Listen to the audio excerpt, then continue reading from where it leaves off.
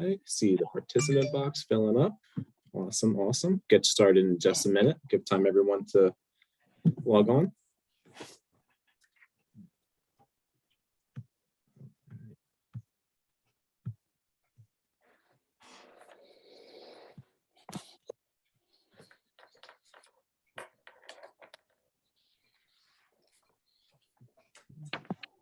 Everyone coming in, 43 people, amazing, amazing.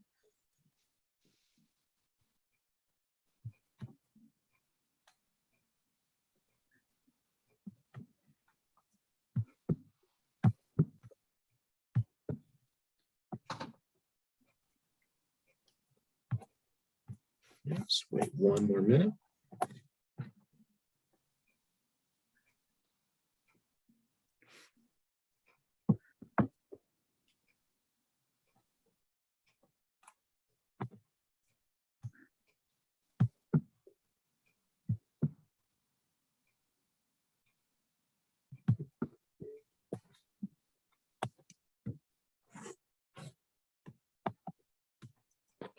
All right, I guess we can get started now. Well, good evening, everyone. Thank you so much for attending tonight's webinar, Hurricane Ida, Damage and Recovery in Bucks County, hosted by the Conservation Voters of Pennsylvania and Penn Future. And I would like to thank our two co-sponsors, the Delaware Canal 21 and the Primrose Creek Watershed Association, as well as thank our elected officials who took the time out of their very busy schedules to join us today. Next slide.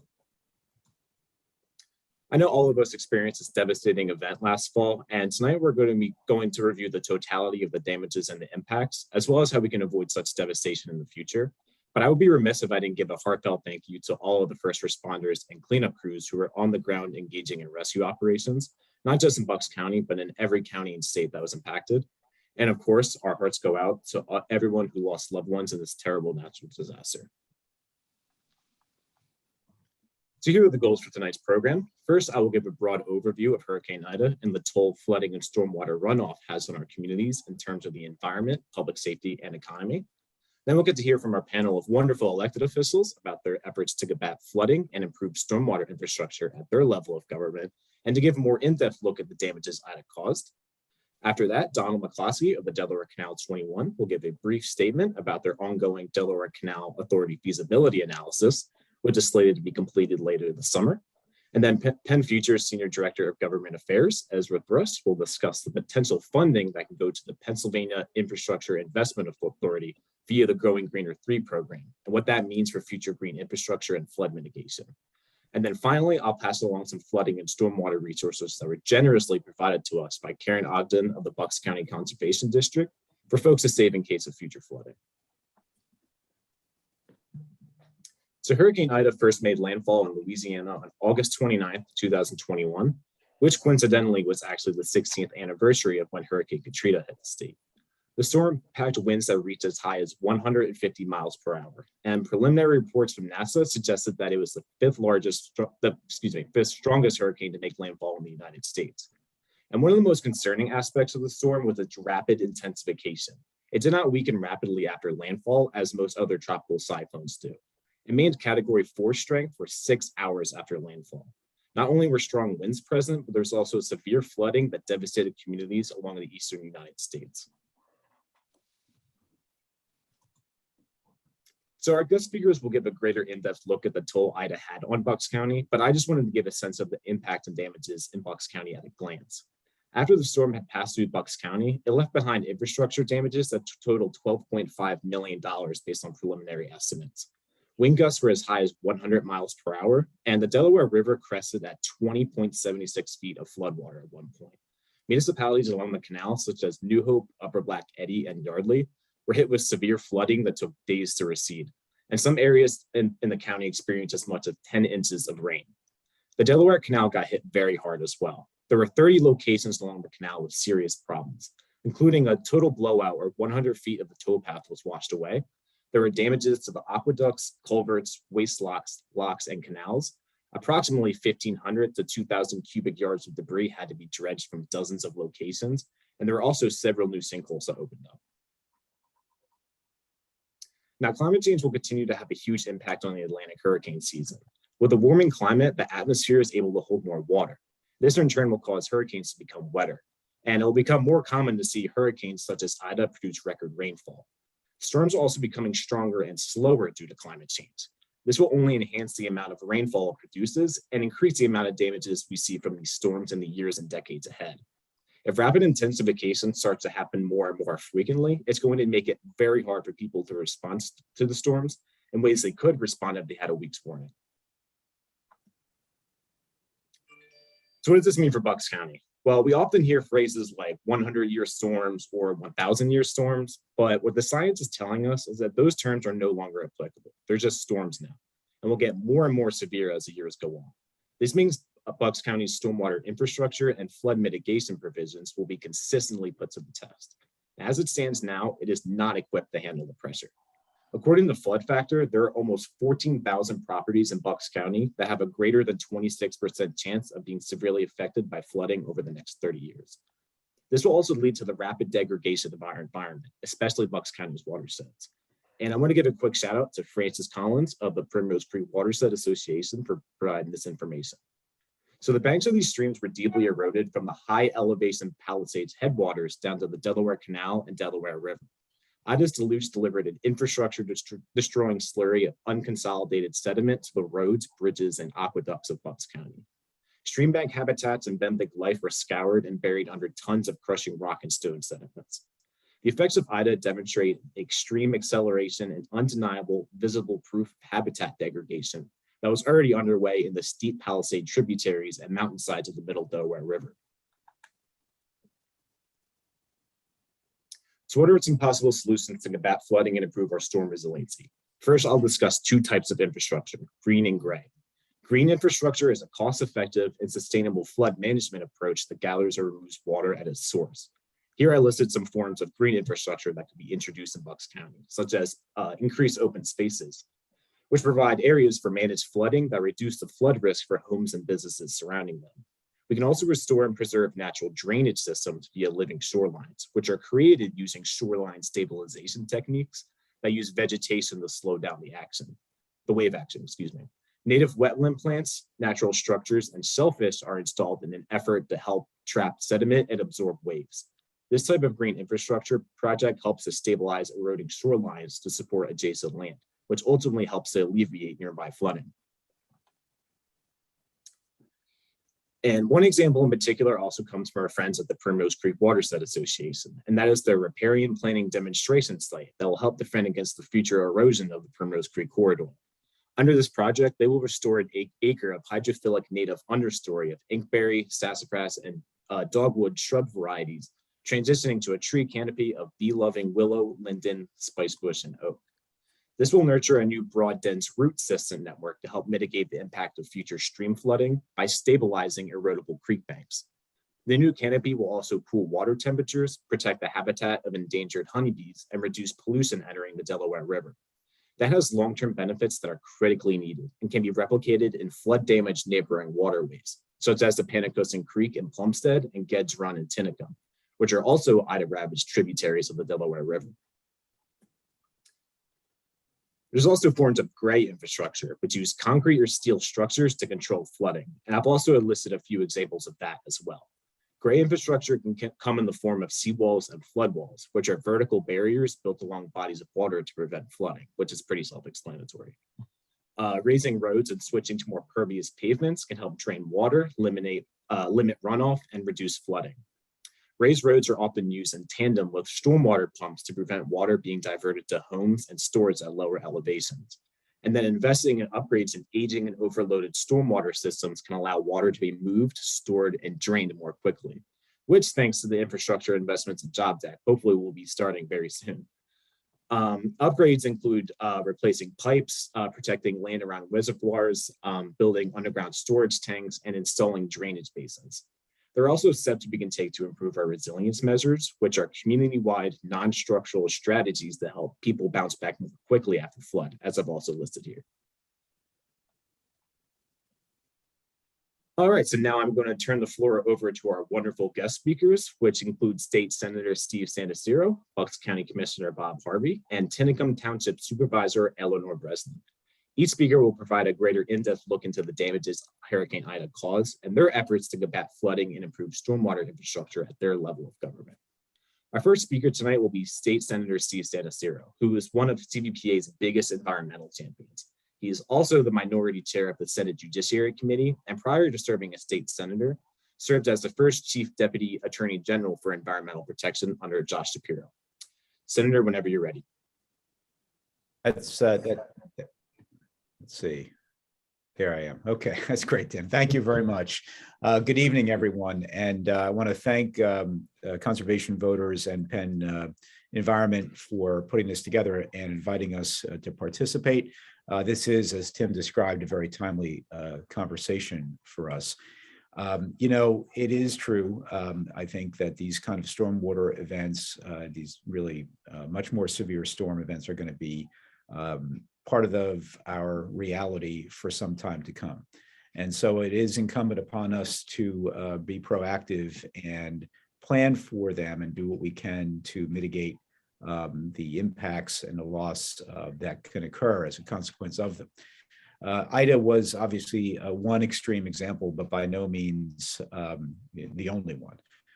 Certainly back in the first decade of this century, we saw three tremendous floods in 3 consecutive years at the time in 2004, 2005, and 2006. I was a township supervisor in Lower Makefield at that time. And after that last flood, we decided that we had to take some measures, some engineering control measures to try to mitigate future flooding along the Delaware. And we did things that would, I guess, fall under what Tim described as gray infrastructure work, and that would be backflow preventers, for example, in our storm sewers, so that when the river rose, we wouldn't have the water coming back up through the storm sewer system and impacting those low-lying areas.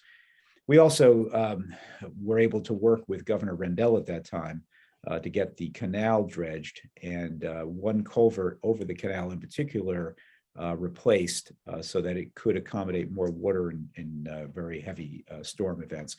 And those measures actually have helped mitigate flooding in some of the more flood-prone areas of Lower Makefield and Yardley since that time.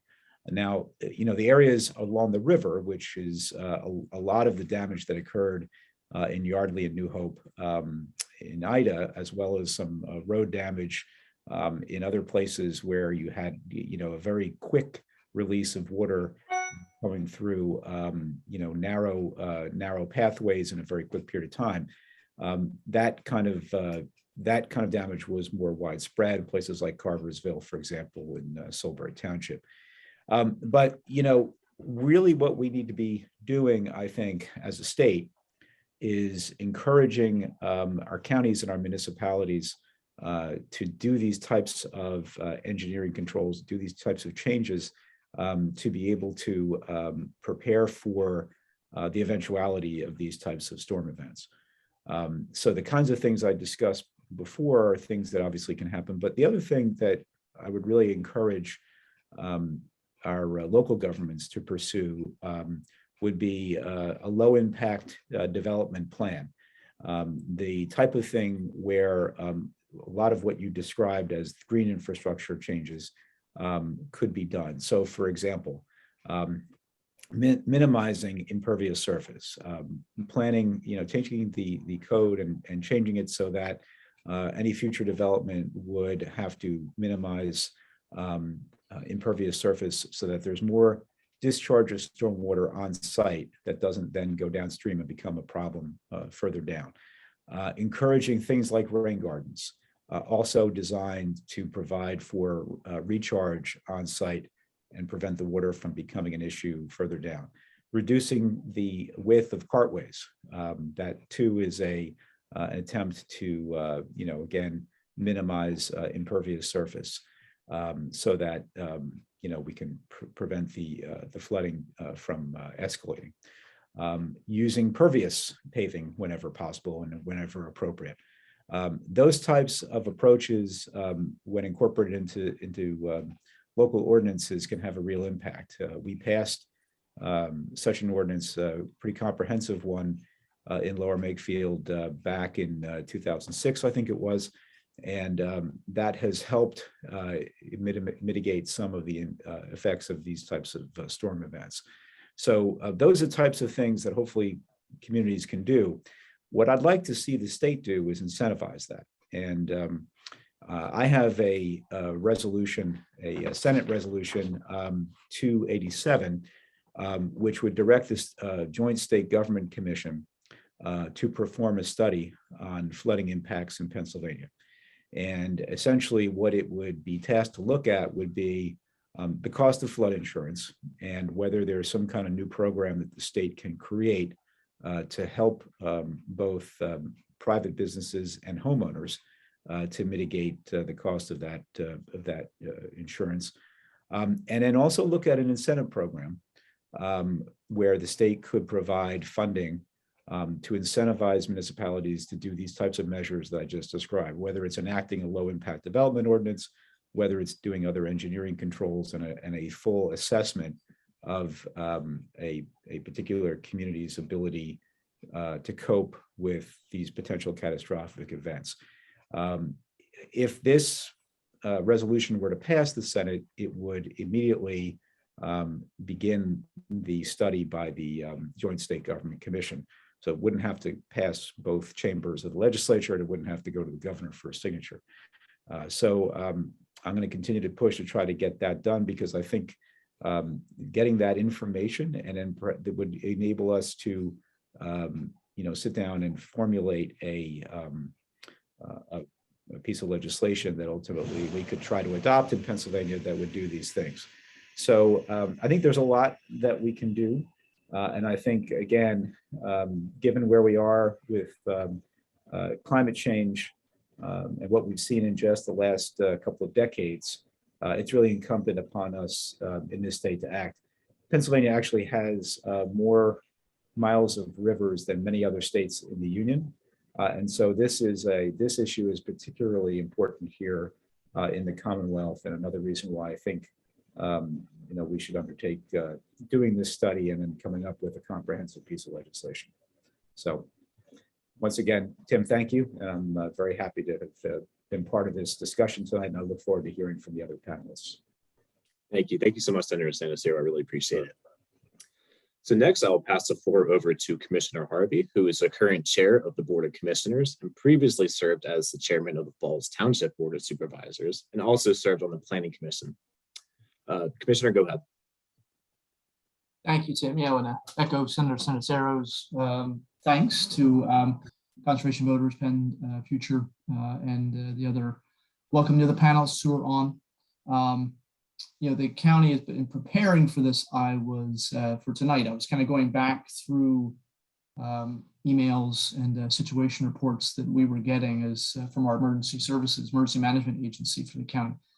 It was kind of bringing back a lot of memories of those couple days, really, and even into the weekend, because the impact, like Senator Santarsiero said, it was really all around the county.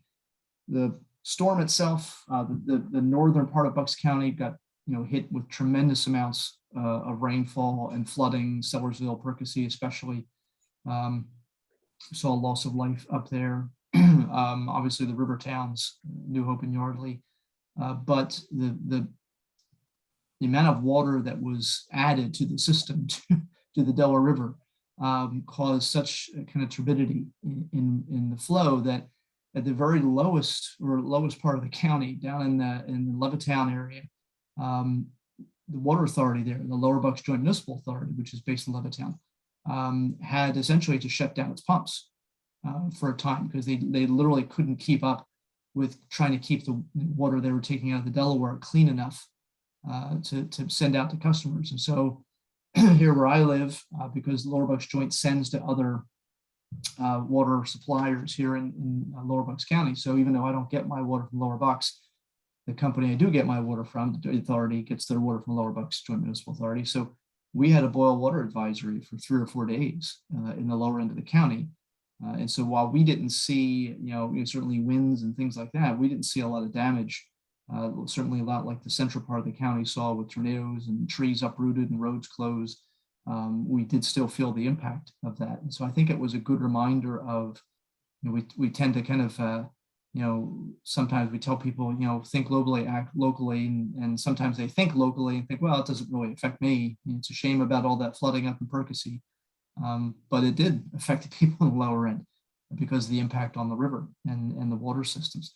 The role of the county, being as a Commonwealth, one of the things coming from being a supervisor, like Steve Santarsiero was, we were sort of neighboring supervisors. We were elected actually the same year, he in Lower Makefield and me in Falls.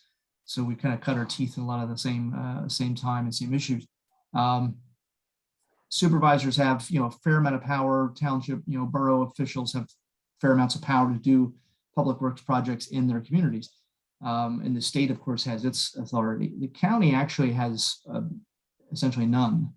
It's one of the things, as a county government, we really don't have the authority to enforce a lot of regulations or force municipalities to do certain things. The best role we can play is really two things. Number one, our emergency management agency is the coordinator for all 54 emergency management agencies, because every municipality has an emergency management coordinator. Usually it's the fire marshal, sometimes it's a public safety director. And that person is in charge of overseeing all emergency services in their community when there's an emergency. And so our staff has gotten a lot of practice over the past year or so, because we had the heavy rains that affected Bensail and Bristol last summer. We had tornadoes, we've had obviously Ida, so we've had all kinds of issues going on. We had a forest fire in East Rock Hill just a few days ago. So that was kind of a first, but again, going to climate change. No one could remember ever seeing a helicopter having to come in and drop water on a fire in Bucks County, but that was happening late last week or over the weekend, I think it was actually. So the best thing our emergency management team can do is coordinate all those efforts. So on the night of the storm, they were directing emergency crews all over the county. There were crews from Marsville that spent 12 to 15 hours, I think it was, up in Quakertown. There were rescues all over the place. One of the things that was the most frightening for our staff and for the people involved, and really I don't think was ever announced publicly. I can do it now, I think, because I think we're safely distanced away in terms of time. But obviously we had a loss of life. It could have been far worse. There were rescue teams, swiftwater rescue teams in the northern end of the county that were trying to do everything they could to evacuate people who were in buildings that were built decades and decades and decades ago in lower elevation areas right next to creeks and waterways with very little stormwater management built at that time. We saw the same thing in Bensalem last summer. And so there were swiftwater rescues happening, and there was a rescue squad that became entangled. They got in trouble. They were on the risk of being washed away, and another team had to go to get them, and that team was almost washed away. And fortunately, all of them managed to be saved. But we were on the verge of losing about a half dozen first responders that evening, and within seconds, really, of that kind of tragedy. So that's the kind of thing that a lot of heavy breathing and sighs of relief when it was over, and a lot of sort of traumatic events for those people. But the other avenue we can take with our planning commission, the Bucks County Planning Commission, is like most planning commissions in municipalities, is advisory only. They don't have the authority to enforce anything, but they do have the ability to offer their expertise to communities who may not have their own planning commission, who may not want to hire an engineering firm because it's cost prohibitive for some of our communities to hire an engineering firm to come in and do a review for stormwater management purposes. Our staff can do that at the Bucks County Planning Commission, and they do that work. Actually, I think we actually just contracted with New Hope to do some work with them to help them on, I think, some stormwater management issues. That's a service the county provides, and something that we can be helpful with. We can also make recommendations to communities, which we have in the past in terms of best management practices, stormwater management practices that they should really be looking into. We can't sort of force them to take those steps, but I think the more we ring the bell, and certainly, getting, having support from nonprofits and having support from state electeds, is helpful to sort of just get, and I think maybe having these issues with weather concerns from last year may be enough now to have people start realizing, okay, maybe we have to start looking at these things. The county doesn't own any roads. The county does own about 120 bridges throughout the county. We have the nice covered kind, and I saw the one bridge you had on the cover slide of the PowerPoint, which I wanted to see because that was completely, as you saw, lifted off its moorings in Percy. That we have a couple of the covered ones, obviously, but most of our bridges are the not so cute and touristy concrete and steel ones. And as they get replaced, we are looking at the culverts. We're making sure that any design, if we're replacing the substructure and not just doing superstructure repair, making sure that we are allowing for the maximum amount of water to flow so that we're not getting backed up. I know that was the issue in Bensalem in the summertime. I think it was June or July when that rain hit Bristol Borough and Bensalem real heavy for hours at a time. The problem with the one apartment complex in Bensalem was that it was right next to a creek, right along the border of Philadelphia. And there was a culvert where that, Route 13 at that point, was the road, and the culvert was completely jammed with debris. Most of it just natural debris, just, tree limbs and tree stumps and things that had just been washed down from wherever. But you did have pollution, you did have sort of items that people had thrown in or been washed in. And that culvert got backed up and that water filled up fast, and there were people that had to leave their homes, and they're still damaged today. We still have, families that we're taking care of. The county is that are, and we're hoteling them essentially. So that's something we're doing because they can't return home yet. It's a few families in Bensalem that we're still doing that for. We also coordinate a lot with PEMA and FEMA. So whatever happens afterwards in terms of identifying damage, making sure people are aware of it, whether it's public damage to roads or to culverts or bridges or private property damage. We work very closely with FEMA and PEMA to identify those properties through the local emergency management agencies, and then making sure those people get whatever help they're entitled to, whether it's an SBA loan or whether it's money from FEMA or PEMA, for that matter. So, in terms of what we can do, certainly we're looking at our own bridges, our own properties, making sure that they're clear of any debris and any obstructions. We can continue to work with our 54 municipalities to try and encourage them to take a look at the ARPA money that they've gotten to see if there are any stormwater management projects they need to look at, offer support if we can in terms of planning support through our planning commission. The conservation district, of course, is a sort of an autonomous organization. I actually sit on the conservation district board, as does the director of our planning commission. And so they look at things like riparian buffers and making sure that if people are, buying a property or kind of making renovations to a property, that they're not doing damage. And it could just be that they just don't understand. They just, they want to see, the beautiful creek running through their property. They don't want to see it covered with trees and brush, so they cut back the tree and brush. And obviously that's a bad thing. So working with the conservation district on education and enforcement, if we need to make sure that the properties stay in a manner that makes them ecologically sound and safe for everybody else. So it's kind of where we are at the county level. Thanks so much, Commissioner Harvie. I really appreciate that. And finally, I'll pass the floor over to Tinicum Township Supervisor Eleanor Breslin, who has 20 years of experience as a trial attorney and is one of our most dedicated volunteers. So, Supervisor Breslin, the floor is yours. Thank you. Thank you to Conservation Voters of Pennsylvania for hosting this event, and to my fellow panelists. My name is Eleanor Breslin. I'm a new supervisor in Tinicum Township. I've only been in office since the beginning of the year. So when IDA came through in September of last year, I didn't have any official capacity.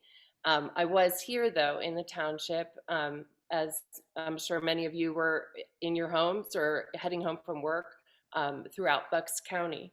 I wanted to just give a picture of what the storm looked like here for residents on that night.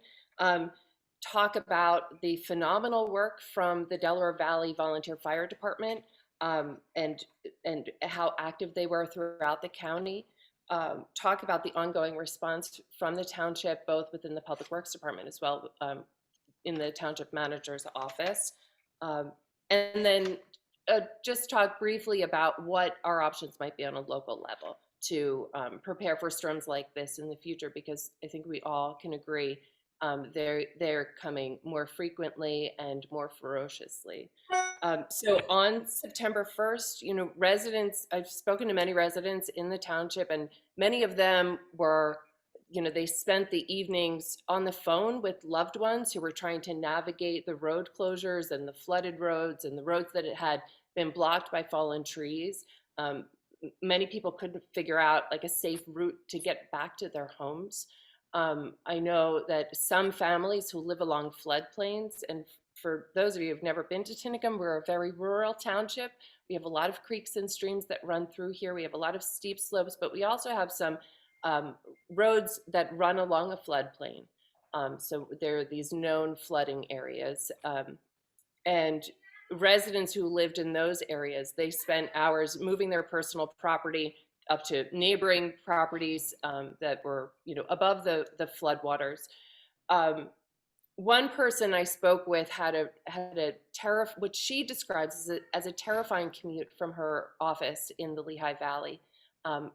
These are roads that she travels on every single day. They're kind of medium-sized roads with ditches on either side, and the volume of water that came down on September 1st was so huge that the ditches were full on both sides of the road, and there was literally nowhere for the water to go but on the roadway. Her entire drive home she describes as a lake, and she knows that she shouldn't drive through standing water on a roadway or moving water on a roadway, but she really felt like she had no other option because turning back, it would have been just as bad. To this day, she feels like she has symptoms of PTSD when she is driving in the rain. So it is something that continues to affect families, even families who managed to eventually be in a safe space that night. In terms of the rescue, Commissioner Harvie, it was the Delaware Valley Volunteer Fire Department Swiftwater crew that rescued both Marine 63, which was a squad out of Haycock Township, as well as the county task force team. And this particular volunteer fire department is situated along the Delaware River, and because of their proximity to the river, they have a boat and they train heavily and frequently on fast current water. And that enabled them to give mutual aid to other municipalities, Sellersville, Carversville, Percy and Trumbowersville, where these other municipalities and service locations, they don't have rivers coming through it. So they don't have the opportunity or the easy opportunity to train in those currents. And that enabled the Delaware Valley Volunteer Fire Department crews to aid in 29 swift water rescues from 6 p.m. to 5:30 a.m. Total, they had 36 rescues that night. They did a line rescue where they dropped an inflatable boat down to a car that was stuck in water with a trapped occupant, and they were able to rescue that occupant. And it is really all credit to that fire department, the training that they do, and their insistence on keep making sure that they have the equipment and the apparatus that they need.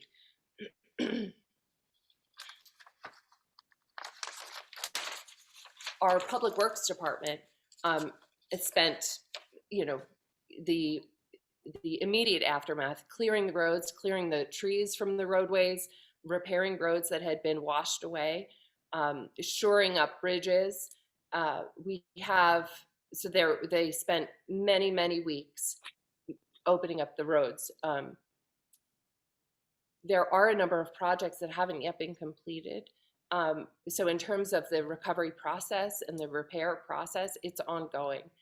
Yesterday, I spent the morning with another fellow supervisor from the township manager, our public works department, the head of that department, our township engineer, a representative from the conservation district, and 2 representatives from FEMA. We did 4 site visits, projects that have been, temporary fixes have been put in place, but we need to make sure that we have funding secured in order to move forward with the more permanent repairs. So all of this attention to the recovery efforts following Ida, it does take away from the time, just the time of the human, the workforce within the township. So there's an opportunity cost to these recovery efforts as well.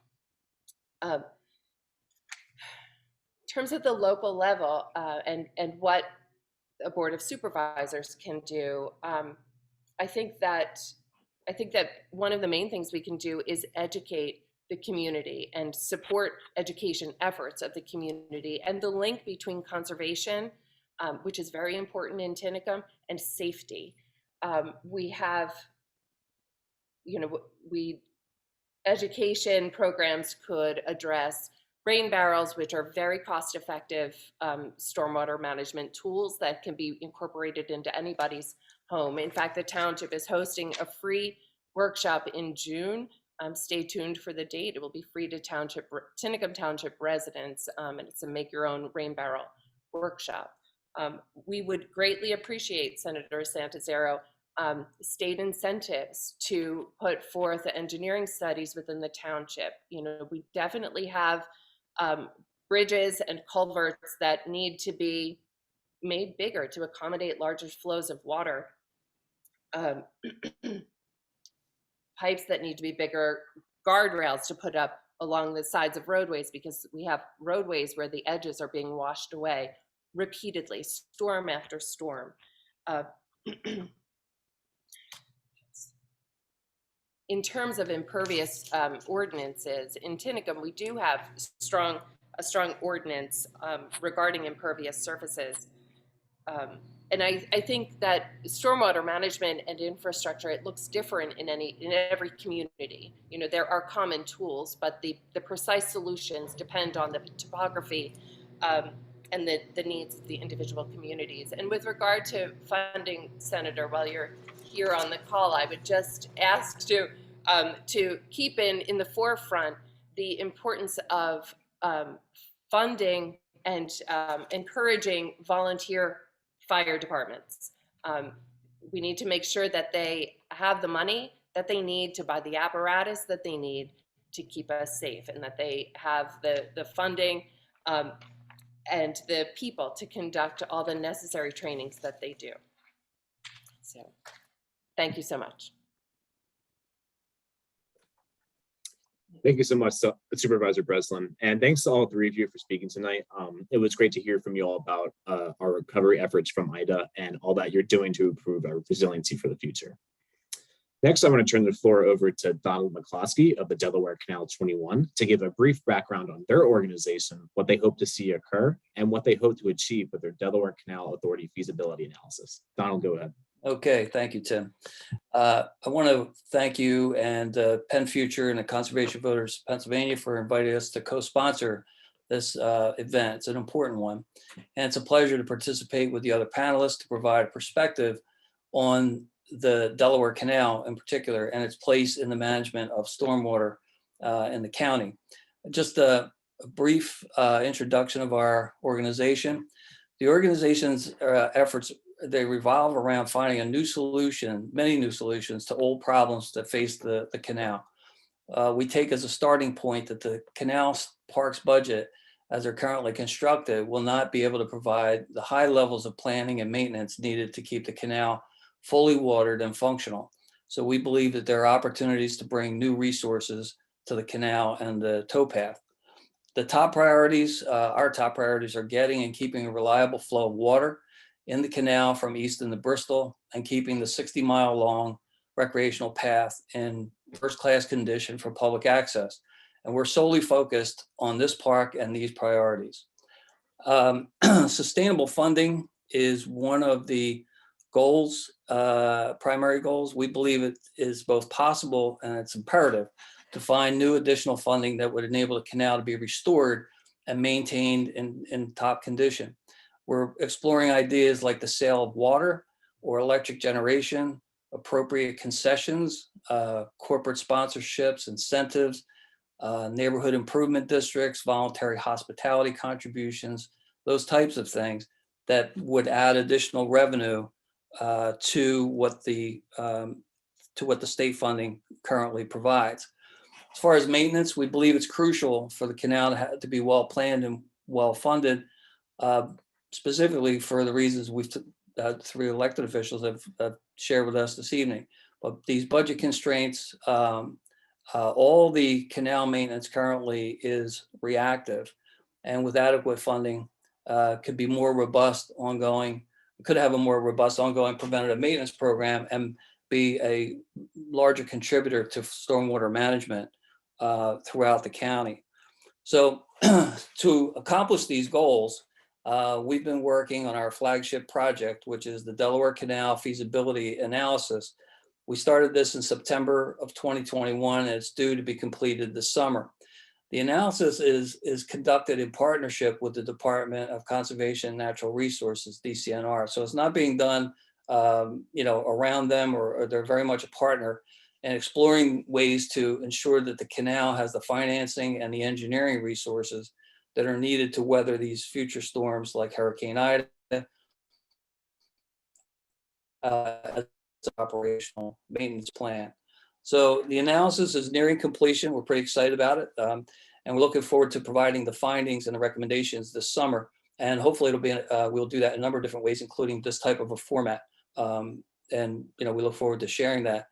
So I'll conclude by saying we appreciate the opportunity to participate this evening, and we look to continue working to align our efforts. And again, we appreciate the effort. Thank you, Tim. Thank you so much, Donald. Appreciate it. And we hope to work in tandem with you in the future events about when your feasibility analysis is completed. Next, I will turn the floor over to Ezra Thrust, who is Penn Future's Senior Director of Government Affairs, who will detail the potential opportunities for us to rebuild resiliency here in Bucks County through the Growing Greener 3 funding that goes to the Pennsylvania Infrastructure Investment Authority. Ezra, the floor is yours. Thank you so much, Tim, and thanks to everybody for being here tonight and being a part of this esteemed panel. A lot of great conversation here. And I think Bucks County, I think you all are blessed to have great elected officials here who are asking the right questions and doing the right work. So great job to all the constituents back home in Bucks County. I wanted to specifically start out in talking about some opportunities that Bucks County and municipalities in Bucks County have in trying to get some more funding from the state. And I know Senator Santarsiero will know about this program pretty well, but there's a special agency that was created in 1988 by an act of the Pennsylvania General Assembly called the Pennsylvania Infrastructure Investment Authority. In Harrisburg, and for those who do state government work, we know that pretty closely by the name of PennVest.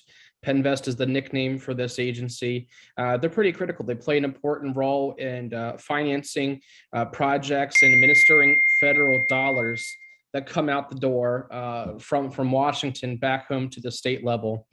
PennVest is really important because they administer and finance the Clean Water State Revolving Fund. You might have heard of that before if you're involved in state municipal government, and the Drinking Water State Revolving Fund.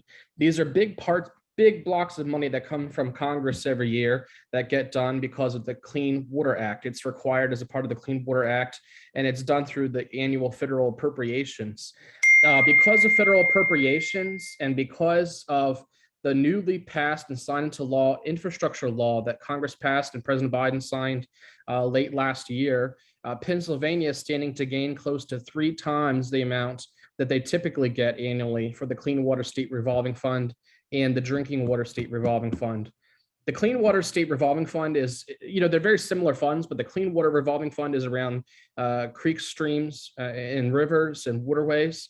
And the drinking water revolving fund is around infrastructure to help out with drinking water and making sure that we have clean water supply for all of our citizens when you turn on your taps at home. And the Clean Water State Revolving Fund also has to deal with sewage, stormwater management, waste disposal, and other pollution control projects that you might see around your county. So growing greener is really important because every time that we pass a growing greener package, a significant amount of that money goes to Penvest, goes to this authority, which then in turn can be spent out into our Pennsylvania communities. So it's a really critical partner in getting money out the door to municipalities like Bensalem, like Tinicum Township, and the rest of Bucks County. This agency also does a lot of work in spending rescue and recovery dollars. You might remember that we had a rescue act that passed the first year of the Obama administration coming out of the Great Recession of 2008. So there are still dollars that are being spent from that. And in the infrastructure law that just passed, we also got significant funding specifically to be spent on the Delaware River watershed. There's about $26 million for the next 5 years each year, and that's supposed to be spent on implementation of something called best management practices, or ways we can put new conservation projects on the ground that'll create local family sustaining jobs, that'll be jobs to try to get us away from gray infrastructure, roads, and the ways we used to do things to make things more resilient for climate and for increased storm events and water runoff. I wanted to also mention that Penvest is important. A few other programs that they run. There's also green stormwater initiatives. We try to move more away from gray infrastructure, cement and what have you, to green infrastructure. You might see more tree buffer plantings, trying to retrofit the way we do curbs and parking lots in our urban areas and suburban areas, trying to get more places to soak up the water runoff, and that'll cut back on our pollution. And we try to do more work around basically on-lot septic projects and other small projects that are non-point source pollution.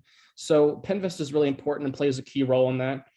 I wanted to also mention there's other legislation similar to Growing Greener 3 that's out there that is currently before the General Assembly in Harrisburg. There's another bill called the Clean Streams Fund legislation, and the Clean Streams Fund has a part of the bill that's creating a brand new program called the Municipal Stormwater Assistance Fund. It's something that's basically modeled after something that Maryland and Virginia and New Jersey already have, but it's a brand new fund that municipalities across the state, if they're having a hard time trying to find new dollars to do their stormwater projects, they can tap into this brand new fund that, if this legislation is passed, would be available to municipalities. And that's something we've seen for quite some time. Every municipality, most municipalities across the Commonwealth have something called pollution reduction plans, or PRPs, and they have to meet their MS4 goals. It's just a fancy term of saying they have stormwater goals and things that they have to do to remediate stormwater concerns in their townships and their boroughs. But if this legislation passes, Clean Streams Fund, it'll create that new program called Municipal Stormwater Assistance Fund. If you want to follow that bill along at home, it's House Bill 1901. And the Senate version, which I believe Senator Santarsiero is already a co-sponsor, and we appreciate him for that, it's Senate Bill 832. And I just wanted to mention, along with the Clean Water State Revolving Fund, we're going to have a lot more money coming to Harrisburg soon from the Infrastructure Investment and Jobs Act, Penvest, the Department of Environmental Protection, DCNR to a lesser extent, but I know that there are a lot of state parks and state forests infrastructure in Bucks County. They're going to be getting money from Washington very soon, and that'll be going out the door, hopefully soon, back to Bucks County, back to our communities, to be spent to start to do this work. So you'll start to see money going out to these communities and doing projects this summer, this fall. So we're really eager and excited for that. So we all believe in clean water.